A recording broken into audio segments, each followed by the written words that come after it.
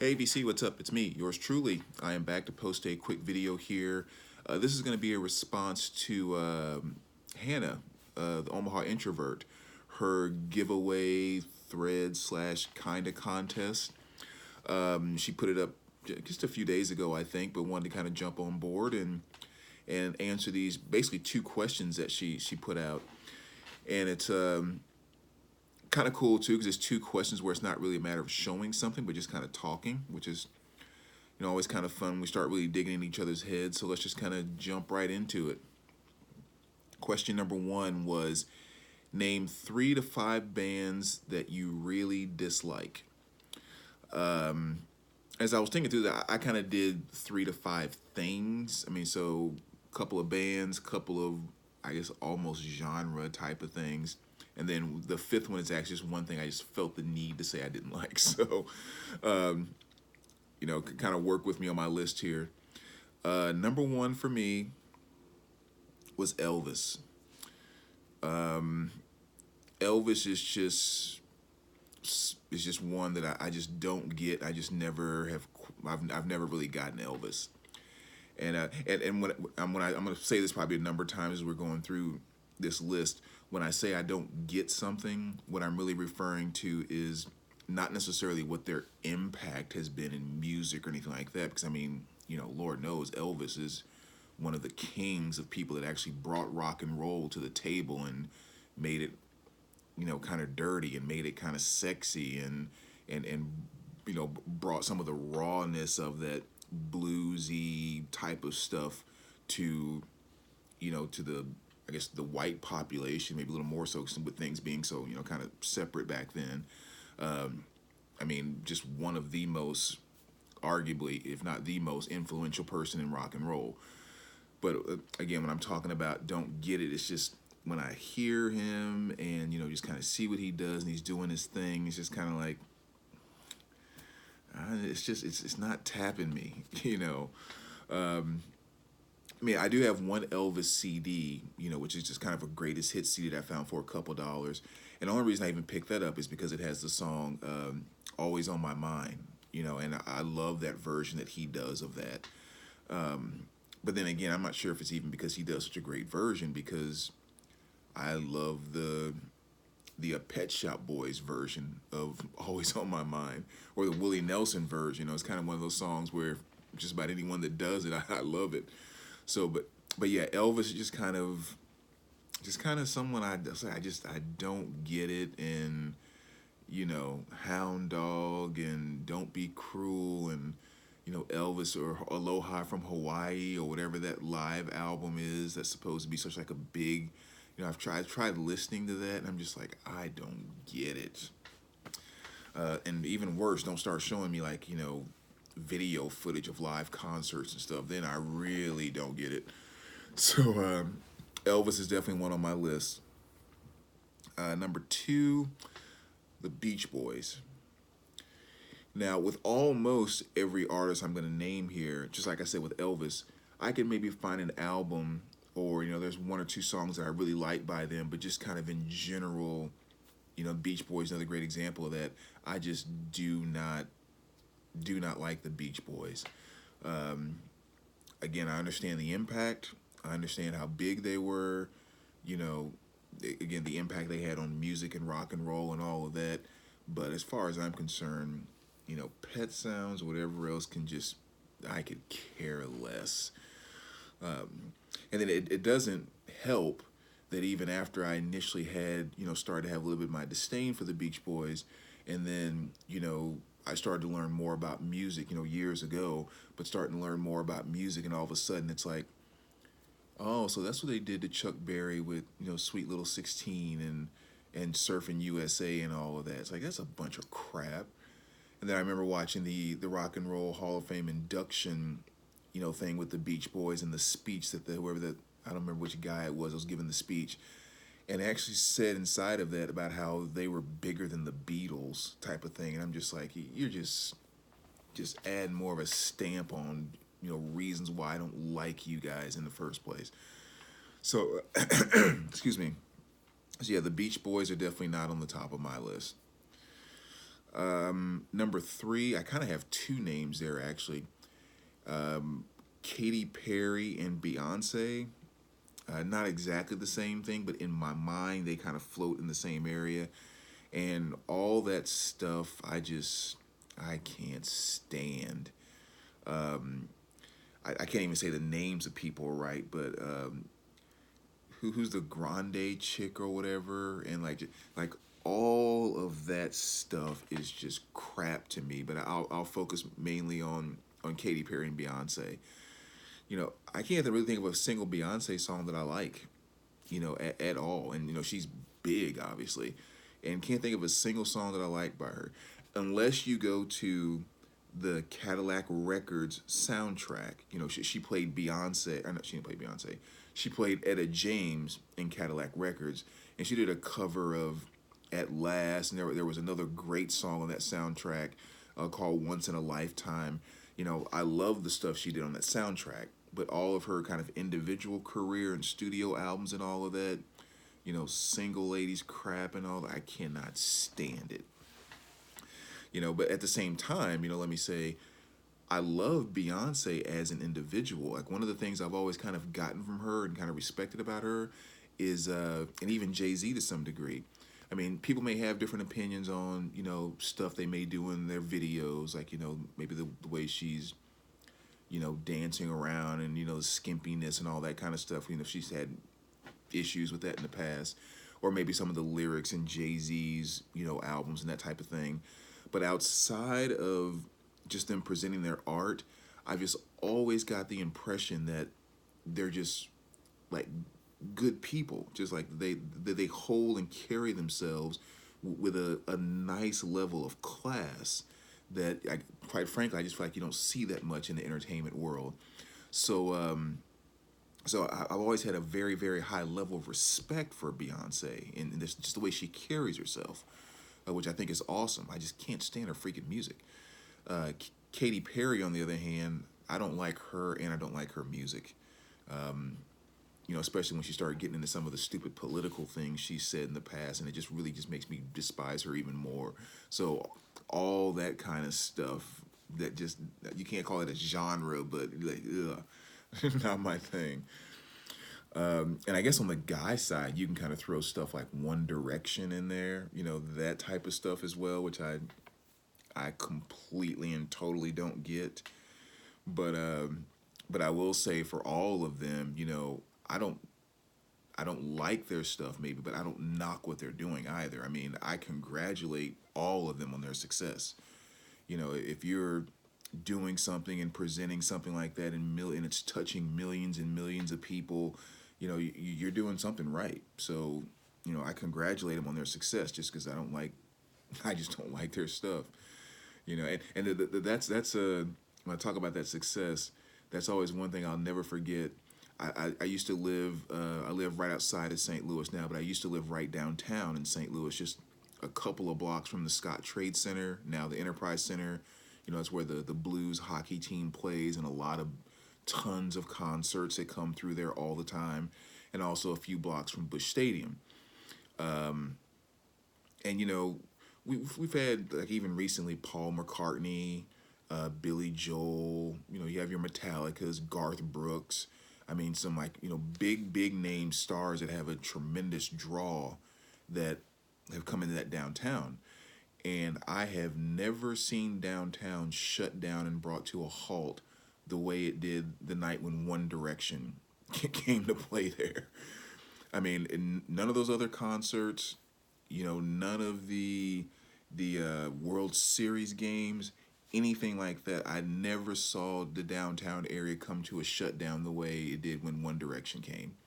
I mean, there were cops just cutting off every street, and you couldn't get in and out, and it was just jam freaking packed with all these, young girls and their moms and their dads and everyone else. I mean, those boys came in and shut the town down, and it didn't start back up until they left. So they must be doing something right. I just can't stand their music.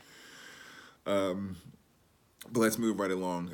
Number four, kind of doing, again, somewhat of a theme here, but kind of the Linkin Park and the Evanescence type of bands. don't like that stuff either. I can pick one or two songs by them that I'm okay with, but just in general, I don't have any vinyl by them and just really don't like them overall as a band, as bands. And what that kind of goes to is I've always had such an issue with these bands that'll do like, some melodic type of vocals or maybe almost dream popish type of vocals, or like, Linkin Park doing like some hip hop type of rap stuff, not even hip hop, but rap stuff. And then let's just like layer it with these big heavy guitars or try to, like try to bring some energy to this or something like that. And it's just like when bands start doing it, that crap just doesn't work for me. I can't stand that stuff. So Linkin Park and Evanescence is definitely a great example, or kind of my number four. I'm kind of cheating. I'm sliding some extra bands in here. But the number five, this is more of a thing that I don't really like. And the way that I view this before I say this is I looked at what most people, or what a lot of people, how they feel, how great this is, and even just kind of the music world in general, the level of greatness they put this on, and how far I moved towards the dislike side of it. It's just like worlds apart. And that thing is the Beatles' White Album. Oh my gosh. I've never gotten the rave of that album whatsoever. And it's like godly to so many people, and I could care less about that album from front to back. And I've said that before, and I've always got stuff like, oh, you haven't really listened to it, you haven't, blah blah blah. Oh, I think it's safe to say I've probably listened to it 8 to 10 times at least, in terms of from front to back. Because my first instinct with stuff like that is when something is so big and so impactful, it's not like, oh, they don't know what they're talking about, and that's not good music, blah blah. I always think there's something I'm missing here. It's like I can take in music from a lot of different ways, from a lot of different places. I think most of you kind of know my taste is very diverse. And one of the reasons why is one of the things I find so much fun in doing with music is like trying to figure out, like, okay, that's touching people. I want to understand what it's touching. So let me try to open myself up to take it in. And like, I love that. That's fun.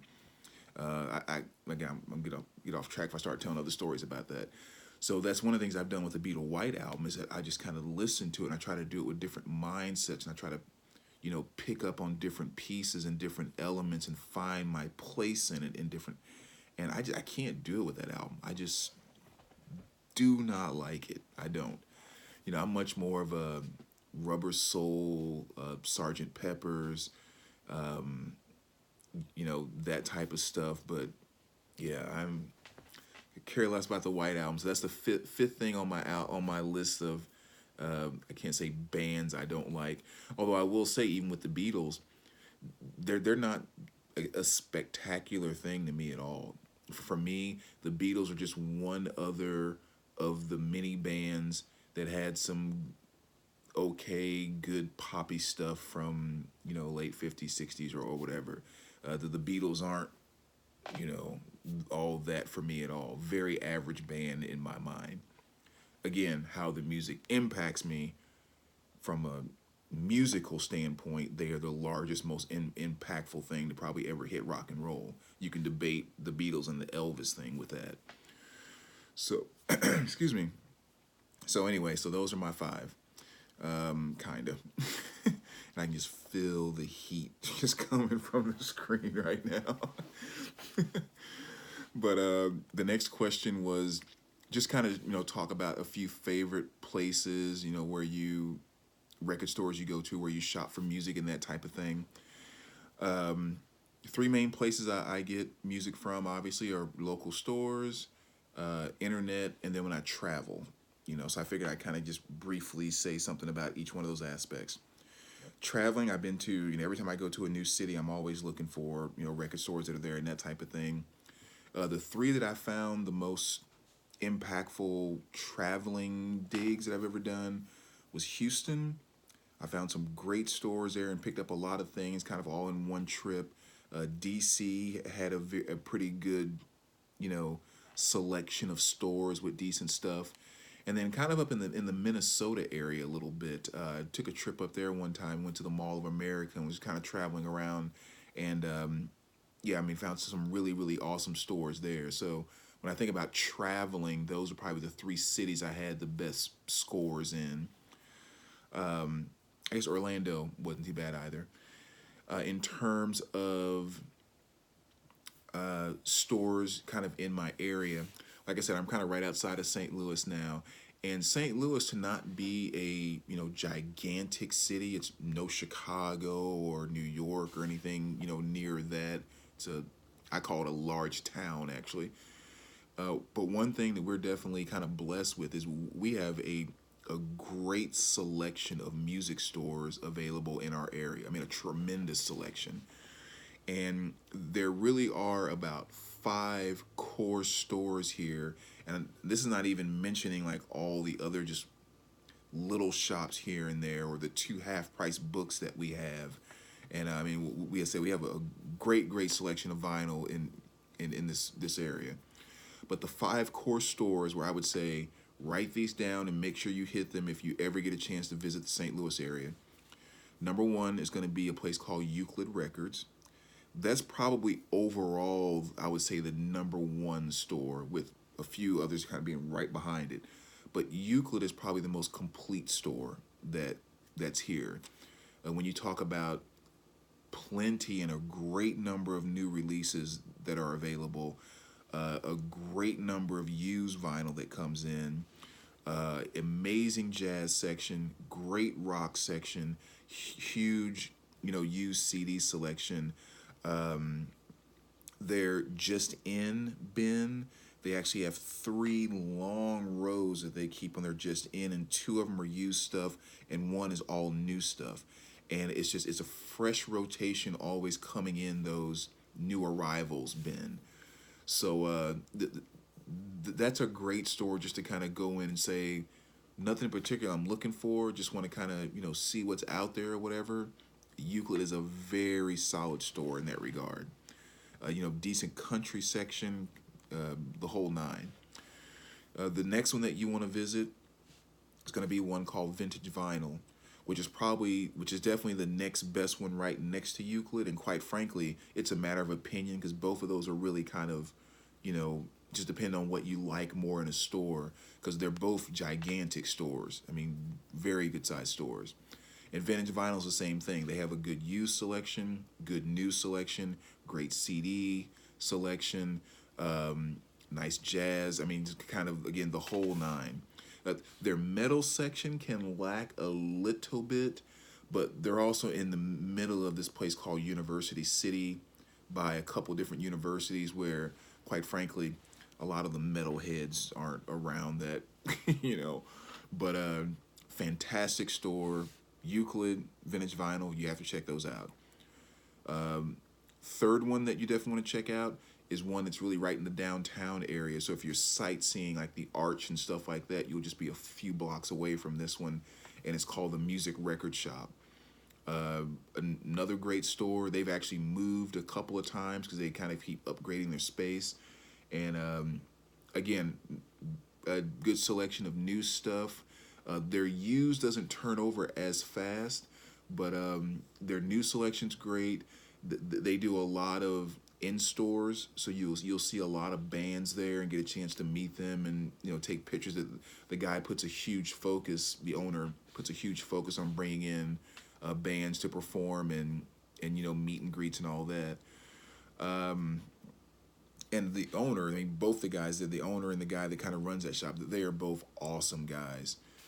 Definitely my favorite store to order stuff from, because when you order from them, I can't remember the last time it took them more than 48 hours to get in something that I ordered. It really kind of blows my mind sometimes. Like, did you guys already have that on order, or because just get that phone call 2 days later, it's like, hey, it's here. I'm like, holy crap. So another great store. Fifth store, Planet Score. That's another one.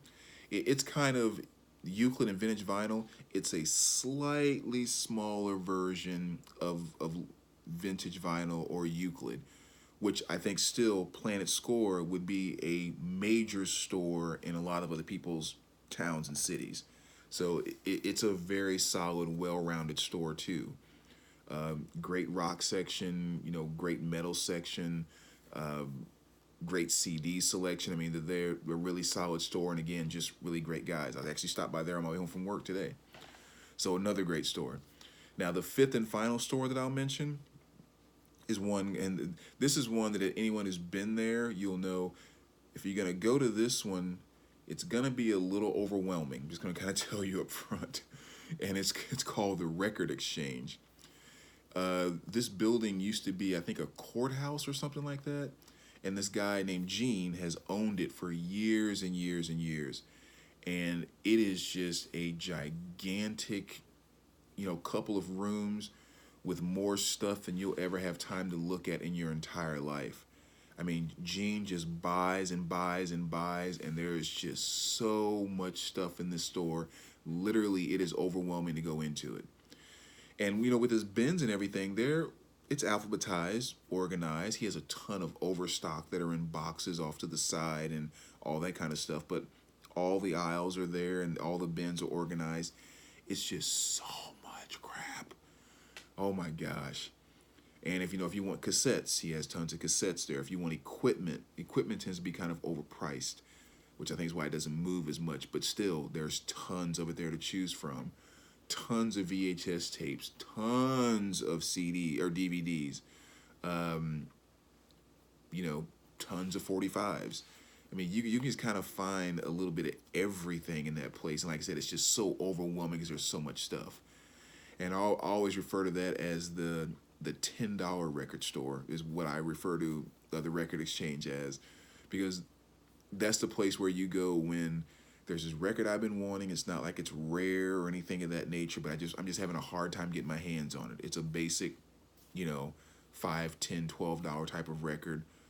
That's kind of where you go to check out to see if you might just be able to pick that up, because a good majority of the records he has in there, most of them are priced anywhere from $7 to $12, because he doesn't do a lot of looking on eBay and see what things are going for. He's just kind of just kind of what he knows about the stuff, and most of them, a good 60% of the store is probably priced at $7 to $12.